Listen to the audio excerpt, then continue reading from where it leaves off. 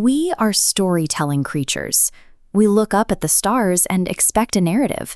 We want purpose, order, and a reason for being here. But a star exploding or a rock falling through space doesn't care about our need for a story. The universe is incredibly vast and entirely indifferent. The 20th century philosopher Albert Camus gave a specific name to this friction. He called it the absurd. It is the intense cognitive dissonance that happens when a human mind, desperate for meaning, collides with a reality that refuses to provide any. Half a century earlier, Friedrich Nietzsche looked at the modern world and realized our traditional tools for coping with this silence were breaking.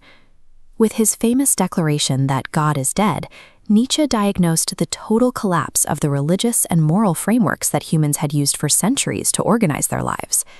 We are left with a severe psychological problem. Our consciousness is wired to demand answers, justice, and an ultimate goal. But physical reality offers us nothing but silent, moving matter. We are trapped in a strange paradox. We are fully awake, highly emotional observers, sitting inside a machine that doesn't even know we're here. Confronted with this massive, silent void, the natural human reflex is to run away. And historically, we tend to choose one of two exit strategies. This text highlights the first option, physical suicide, a direct surrender to the void. The second option is philosophical suicide, inventing a cosmic safety net, like a guaranteed afterlife or grand plan to soothe our anxiety. Both viewed these escapes as cowardice. This creates the central challenge of their philosophies. If we refuse to physically die, and we refuse to hide behind comforting illusions, how exactly do we live purely within that uncomfortable silence? The answer doesn't come from discovering a hidden truth out in the cosmos. It has to be built from the inside out, within the architecture of the individual mind. Camus found his solution in an ancient Greek myth, arguing that the only valid response to the absurd is active, conscious rebellion. He personified this response in the figure of Sisyphus. The gods condemned Sisyphus to push a massive boulder up a mountain, only to watch it roll back down, over and over for eternity. It is the ultimate picture of grueling, inescapable, and completely futile labor.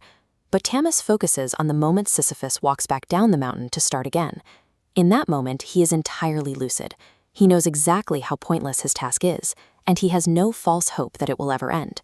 That crushing, clear-eyed awareness is precisely what makes him superior to his fate. Nietzsche arrived at a strikingly similar psychological tool to combat the void. He called his concept the will to power. This text highlights the will to power as a sublime psychological drive for absolute self-mastery. True rebellion means mastering one's own mind to endure the world's indifference without blinking. In practical terms, this requires a radical shift in perspective. You have to stop looking to the heavens and stop deferring your life to a hypothetical future.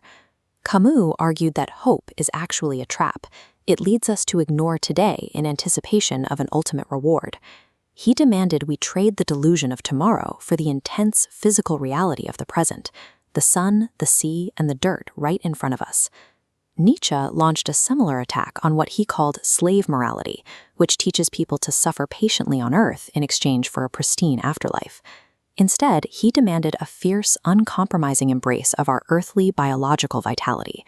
Once we are stripped of future promises and divine safety nets, the immediate flesh and blood present becomes our only true wealth. Merely enduring the absurd is not the finish line. The final philosophical hurdle is taking that bleak reality and transforming it into a state of radical, defiant affirmation. Nietzsche designed a thought experiment for this called the eternal recurrence.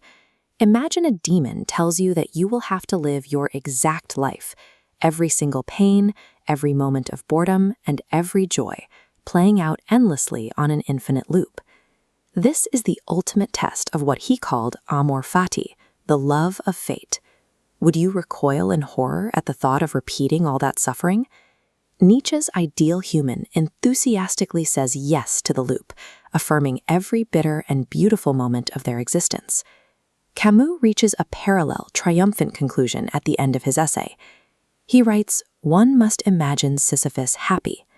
By consciously owning his punishment, Sisyphus makes the rock his own property, making him the undisputed master of his days.